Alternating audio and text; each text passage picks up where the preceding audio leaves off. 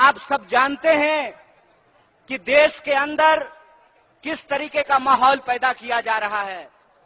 आपको मालूम है कि जो पिछला 30 जनवरी गुजरा है, 30 जनवरी को हम लोग बापू को याद करते हैं, अपने राष्ट्रपिता महात्मा गांधी को याद करते हैं कि किस तरीके से नफरत ने, हिंसा ने बापू की जान ले ली और बापू ने इस देश के लिए शहादत दी।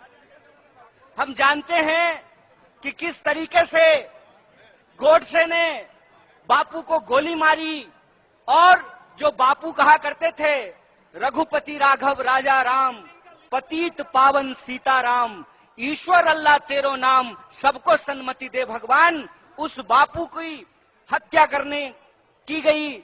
और सिर्फ 30 जनवरी को बापू की हत्या नहीं की गई। मैं आपको याद दिलाना चाहता हूं कि पिछली 31 जनवरी को इस देश में लोकतंत्र की भी हत्या करने की कोशिश की गई।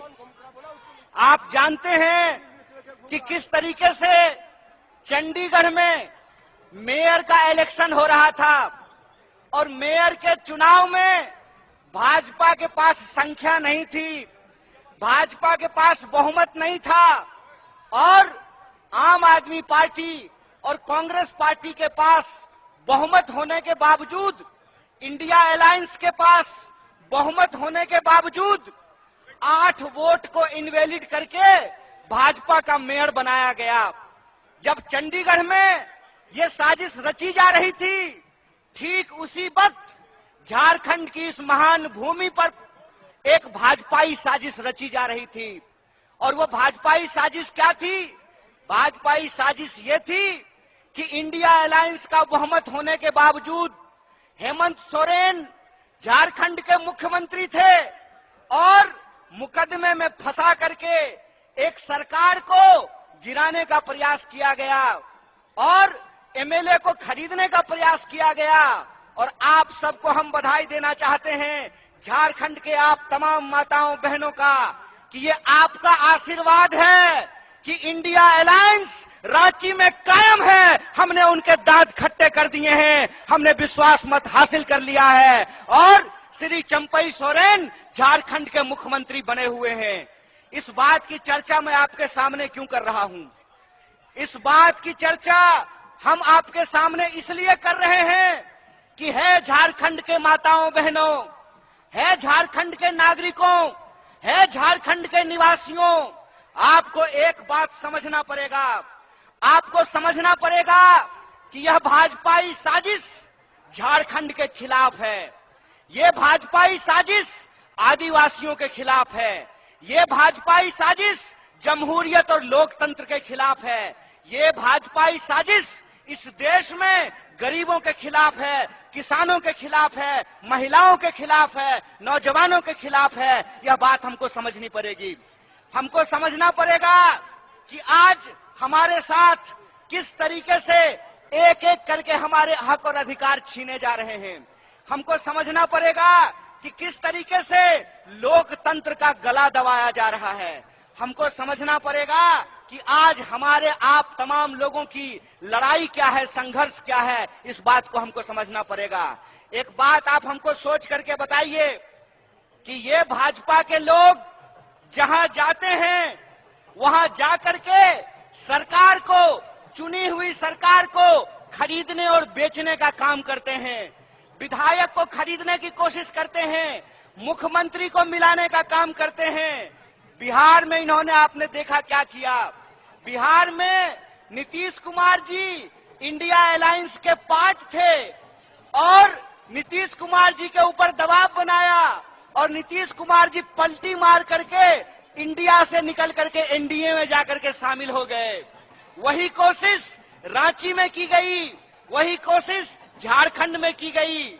कोशिश ये किया गया कि यहाँ के मुख्यमंत्री पर भी दबाव बना करके उनको इंडिया से निकाल करके एनडीए में शामिल करा लिया जाए। लेकिन मैं आप तमाम लोगों को बधाई देना चाहता हूँ, मैं झारखंड की इस महान भूमि की महान जनता को बधाई देना चाहता हूँ कि आपने भाजपा इस साजिश को नाकाम किया और उनको बता दिया कि हम बिकने वाले नहीं हैं, हम बेचने वाले नहीं हैं, हम इस देश को बचाने वाले लोग हैं। बोलिए, आप बेचने वाले हैं कि बचाने वाले हैं? आप बेचने वाले हैं कि बचाने वाले हैं? बचाने वाले। अगर आप बचाने वाले हैं तो मैं आप तमाम लोगों को एक बात कहना चाहता हूं कि ये कांग्रेस पार्टी का संकल्प है, ये कांग्रेस पार्टी का संकल्प है, ये राहुल गांधी का संकल्प है। ए भाजपा वालों, जितना दम है उतना दम लगा लो। हमने तुमको, तुम्हारे आकाओं को, अंग्रेजों को हराया था, हम तुमको भी हराएंगे। इस बात को याद रखना, इस बात को याद रखना कि इस देश के भीतर जब तक किसानों को न्याय नहीं मिलता है, इस देश के भीतर जब तक युवाओं को न्याय नहीं मिलता है, इस देश के भीतर जब तक महिलाओं को, आदिवासियों को, दलितों को, गरीबों को न्याय नहीं मिलता है, यह भारत जोड़ो न्याय यात्रा जारी रहेगी। और यह भारत जोड़ो न्याय यात्रा की ताकत है कि हम जहां जहां जा रहे हैं, जहां जहां होती है भारत जोड़ो न्याय यात्रा की आहट, वहां बढ़ने लगती है भाजपाई घबराहट। जहां जहां होती है भारत जोड़ो न्याय यात्रा की आहट, वहां वहां बढ़ने लगती है भाजपाई घबराहट। और ये घबरा करके हमारी चुनी हुई सरकार को गिराने का प्रयास करते हैं। ये कोशिश करते हैं कि आम आवाम को आपस में लड़ाया कैसे जाए। आप जानते हैं कि हमारा देश अंग्रेजों के पास 200 साल तक गुलाम रहा। और ये गुलामी क्यों रही?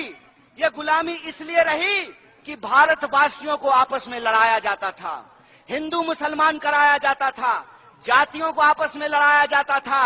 और यही भाजपाई साजिश है कि झारखंड के लोगों को भी आपस में लड़ाया जा रहा है। तो हम अपने आदिवासी भाइयों और बहनों को कहना चाहते हैं कि जल जंगल जमीन पे पहला अधिकार आदिवासी का, फिर बाकी भारतवासी का, ये हमारा संकल्प है। यह जो जल जंगल जमीन की लड़ाई है, जो कांग्रेस पार्टी ने इस देश में आदिवासियों को हक और अधिकार दिलाए हैं, चाहे कितनी भी कोशिश कर लीजिए, नरेंद्र मोदी जी, आप आदिवासियों का हक और अधिकार नहीं छीन सकते हैं। यह बात हम आपको कहना चाहते हैं। हम आपको कहना चाहते हैं कि झारखंड के लोगों की रगों में भगवान बिरसा मुंडा का खून बहता है, झारखंड के लोगों के रगों में सिद्धू कान्हू का खून बहता है, झलकारी बाई का खून बहता है, नीलांबर पीतांबर का खून बहता है। आप झारखंड के लोगों को उनके हक और अधिकार को छीन नहीं सकते हैं। इसीलिए हम आप तमाम लोगों से एक अपील करना चाहते हैं कि जिस तरीके से आज आदिवासी लोगों को लड़ाने का प्रयास किया जा रहा है, हमारी पार्टी झारखंड के भीतर इस मत के साथ है कि जो सरना लोग अधिकार मांग रहे हैं, अलग धार्मिक कोड का अधिकार मांग रहे हैं, भारतीय राष्ट्रीय कांग्रेस सरना कोड का पूरे दिल से समर्थन करती है, पूरे दिल से समर्थन करती है। और जो पेशा कानून हम लेकर के आए हैं, उस पेशा कानून को ये बदलने की कोशिश कर रहे हैं। जो पब्लिक सेक्टर कांग्रेस पार्टी ने बनाया, बोकारो में स्टील प्लांट खोला, धनबाद, बोकारो, टाटा, तमाम जगह पे जो पब्लिक सेक्टर बनाए गए, आज नरेंद्र मोदी जी उस पब्लिक सेक्टर को बेचने का काम कर रहे हैं। इसीलिए मैं अपने गरीब भाई बहनों से कहना चाहता हूं, ए भाइयों और बहनों, एक बात याद रखिएगा, बिन हवा न पत्ता हिलता है, बिन लड़े न कुछ भी मिलता है। इसलिए हमको अपने हक और अधिकार के लिए लड़ना पड़ेगा। बोलिए, आप अपने हक और अधिकार के लिए लड़ने के लिए तैयार हैं कि नहीं है? दोनों हाथ उठा करके बोलिए, तमाम लोग बोलिए कि आप अपने जल जंगल जमीन के लिए लड़ने के लिए तैयार हैं कि नहीं है? अगर आप अपने जल जंगल जमीन के अधिकार के लिए लड़ने के लिए तैयार हैं, तो हम नरेंद्र मोदी की साजिश को नाकाम करेंगे। देश को बांटने की जो साजिश है नरेंद्र मोदी की, उसको हम नाकाम करेंगे। हम आरएसएस और बीजेपी की साजिश को नाकाम करेंगे। यह देश 140 करोड़ लोगों का था, है और रहेगा। इस देश में सबका अधिकार बराबर रहेगा। डॉक्टर बाबा साहब भीमराव अंबेडकर ने एक संविधान लिखा है। उस संविधान की ताकत यह है कि इस देश में तमाम इंसान के अधिकारों को बराबर किया गया है। मैं आपसे कहना चाहता हूं कि हमारे और आपके बीच में क्या रिश्ता है। हमारे और आपके बीच में संविधान का रिश्ता है। और संविधान का रिश्ता क्या होता है?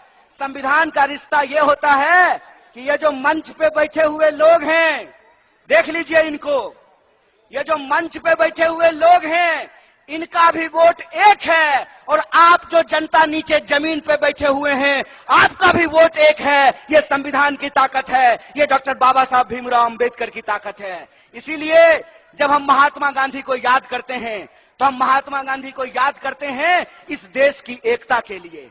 जब हम शहीद आजम भगत सिंह को याद करते हैं तो हम याद करते हैं उनकी वीरता के लिए। और जब हम डॉक्टर बाबा साहब भीमराव अंबेडकर को याद करते हैं तो हम याद करते हैं समानता के लिए। इसीलिए हमको याद करना पड़ेगा झारखंड की भूमि को धरती आबा भगवान बिरसा मुंडा को, कि जब अंग्रेज साम्राज्य को अंगूठा दिखाने का सवाल आया, अंग्रेजी साम्राज्य का दांत खट्टा करने का सवाल आया, तो आदिवासी नेता बिरसा मुंडा, भगवान बिरसा मुंडा उठ खड़े हुए और उपनिवेशी ताकत को चुनौती देने का काम किया। इसीलिए हम आप तमाम झारखंड वासियों से भी कहना चाहते हैं कि अगर हम अपना जल जंगल जमीन बचाना चाहते हैं, अगर हम अपना अधिकार बचाना चाहते हैं, अगर हम अपने आने वाली पीढ़ी का भविष्य बचा करके रखना चाहते हैं, तो हमको संघर्ष करना पड़ेगा। और जो हमारे साथ अन्याय हो रहा है, उस अन्याय के खिलाफ हमको अपनी आवाज को मुखर करना पड़ेगा। और आप जानते हैं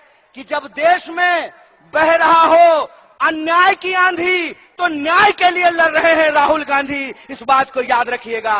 बोलिए, अपने न्याय के लिए, अपने हक और अधिकार के लिए, अन्याय के खिलाफ न्याय के पक्ष में आप संघर्ष करेंगे कि नहीं करेंगे?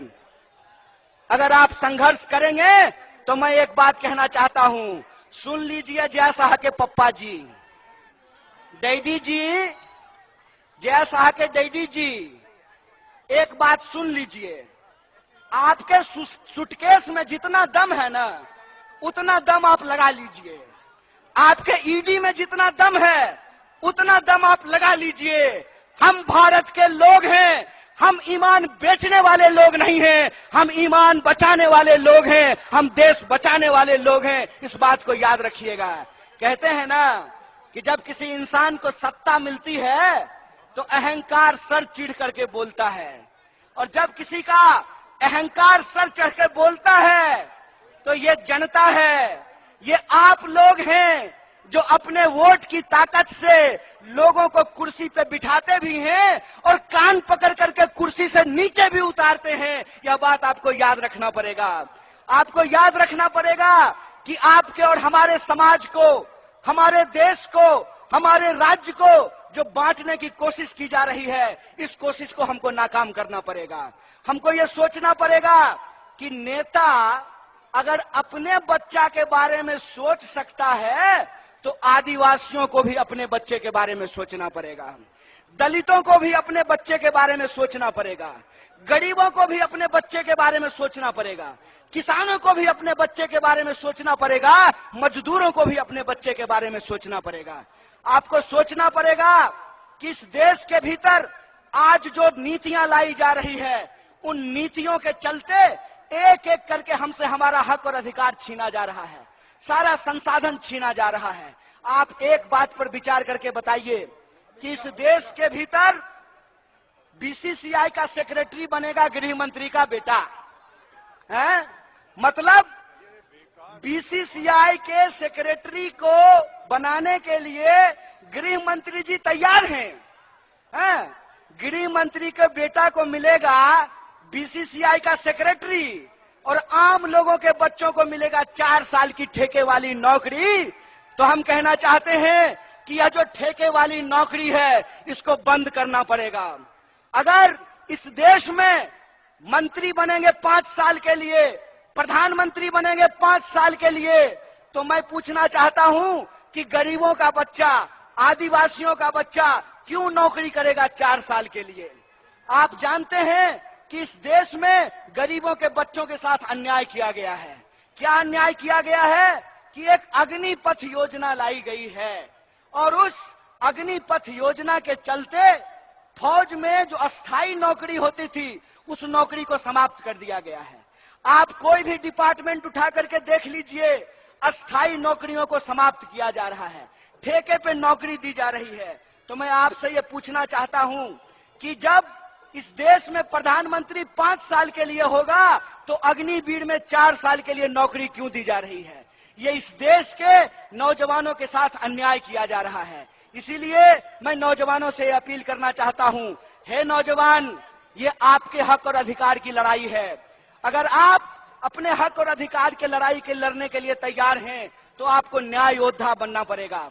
आपको भारत जोड़ो न्याय यात्रा में शामिल होना पड़ेगा, अपनी नौकरी के लिए, अपने आत्मसम्मान के लिए। इसीलिए हमारी पार्टी ने, कांग्रेस पार्टी ने एक कार्यक्रम शुरू किया है कि इस देश के जो जवान आर्मी में जाना चाहते हैं, आर्मी में सेवा करना चाहते हैं, देश की सेवा करना चाहते हैं, उन लोगों को आज उससे वंचित रखा जा रहा है। इसके खिलाफ हमने एक कार्यक्रम शुरू किया है जिसका नाम है जय जवान। हमारा यह मानना है कि जब होगा जय जवान तभी बना रहेगा जय हिंदुस्तान, तभी होगा हिंदुस्तान महान। इसीलिए हम लोग एक बात कहते हैं कि भारत जोड़ो न्याय यात्रा में हम 5 तरह का न्याय चाहते हैं। हम न्याय चाहते हैं इस देश में नौजवानों का, युवाओं का। हम न्याय चाहते हैं इस देश में, इस देश के वो तमाम लोग, चाहे आदिवासी हो, दलित हो, ओबीसी हो, महिला हो, किसान हो, मजदूर हो, गरीब हो, हम उनका न्याय चाहते हैं। और इसी न्याय की मुहिम को लेकर के यह भारत जोड़ो न्याय यात्रा चल रही है। और तमाम राज्यों से गुजरते हुए हम झारखंड पहुंचे हैं। और जब हम झारखंड पहुंचने वाले थे तो जय शाह के पप्पा ने पूरा कोशिश किया, खूब फोन लगाया, खूब जो है विधायक खरीदने की कोशिश की। लेकिन आप झारखंड की जनता महान है, आपके नेता महान हैं कि उनका दौलत रखा रह गया, उनका सूटकेस रखा रह गया, आपका सरकार बरकरार है, आपके मुख्यमंत्री बरकरार हैं। इसके लिए हम आपको बधाई देते हैं। इसीलिए आज जो गंभीर परिस्थिति है, इस परिस्थिति में हम आप तमाम लोगों से अपील करना चाहते हैं कि देश में कमर तोड़ महंगाई है, लगातार हर चीज महंगी होती जा रही है। जो तेल 80 रुपए किलो मिलता था आज 200 रुपए किलो मिल रहा है। जो पेट्रोल 50 रुपये लीटर मिलता था आज 100 रुपये लीटर मिल रहा है।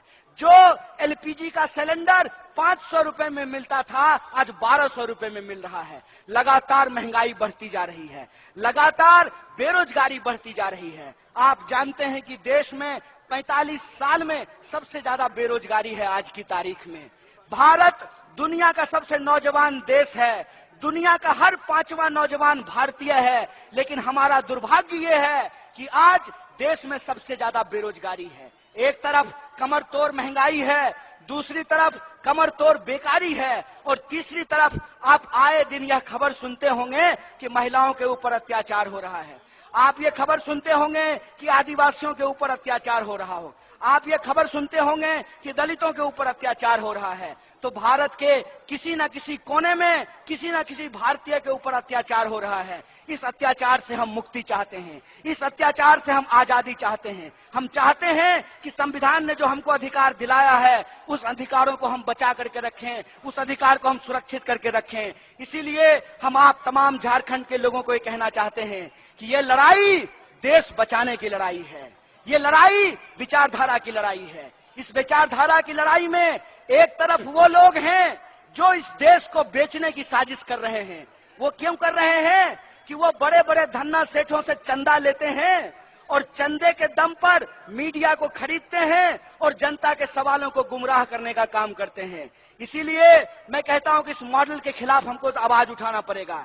ये मॉडल है कि तुम मुझे चंदा दो, मैं तुम्हें धंधा दूंगा। ये मॉडल हमको समझना पड़ेगा। हमको ऐसा मॉडल चाहिए जो हमारे बच्चों को नौकरी दे, जो किसानों को उनके फसल का दाम दे, जो मजदूरों को मजदूरी दे, जो महिलाओं को आत्मसम्मान दे, जो आदिवासियों को जल जंगल जमीन का अधिकार दे। और आपको यह बात ध्यान रखना पड़ेगा कि अगर हम एकजुट नहीं रहेंगे तो ये हमको बार बार अपमानित करने का काम करेंगे।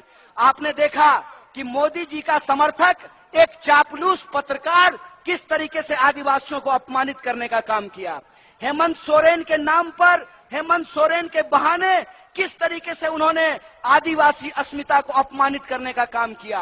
वो वो जो बेशरम पत्रकार था वो टीवी पे आकर के कहता है कि आदिवासियों को जंगल में रहना चाहिए। अरे हमारे पुरखे जंगल में रहते रहे हैं, हमको जंगल में रहने से परहेज नहीं है, लेकिन जितना यह देश तुम्हारा है उतना ही देश हमारा भी है। अगर तुम्हारे बच्चे अंग्रेजी स्कूल में पढ़ेंगे तो हमारे बच्चे भी अंग्रेजी स्कूल में पढ़ेंगे। आपने आदिवासियों को अपमानित करने का काम किया है। इसीलिए हम झारखंड के तमाम लोगों से कहते हैं कि हमारे आपके अधिकार की लड़ाई है।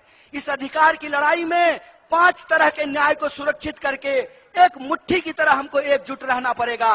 और अगर हम एकजुट रहेंगे तो हमको कोई हरा नहीं सकता है, कोई माई का ताकत लाल जो है हमारी ताकत हमसे छीन नहीं सकता है। इसीलिए मैं आपसे आखिरी अपील करना चाहता हूं कि आने वाले दिनों में आपको बांटने की कोशिश की जाएगी, आपको लड़ाने की कोशिश किया जाएगा, आपको धर्म के नाम पे भटकाने का कोशिश किया जाएगा। आपको एकजुट रहना है। बोलिए, आप एकजुट रहेंगे कि नहीं रहेंगे? अगर आप एकजुट रहेंगे तो हम आपसे वादा करते हैं कि यह इंडिया अलायंस न सिर्फ भारत को बचाएगा बल्कि आने वाले दिनों में हम तमाम आम आवाम के लिए एक बेहतर भारत का निर्माण करेगा। इसी आशा और विश्वास के साथ जो हमारे झारखंड प्रदेश कांग्रेस कमेटी के तमाम नेता यहाँ मौजूद हैं, उनका शुक्रिया अदा करते हुए और आप सबका शुक्रिया अदा करते हुए अपनी बात को खत्म करूंगा। शुक्रिया। इनकलाब जिंदाबाद। जय जोहार, जय जोहार, जय जोहार, जय जोहार, जय झारखंड, जय हिंद, जय भारत, जय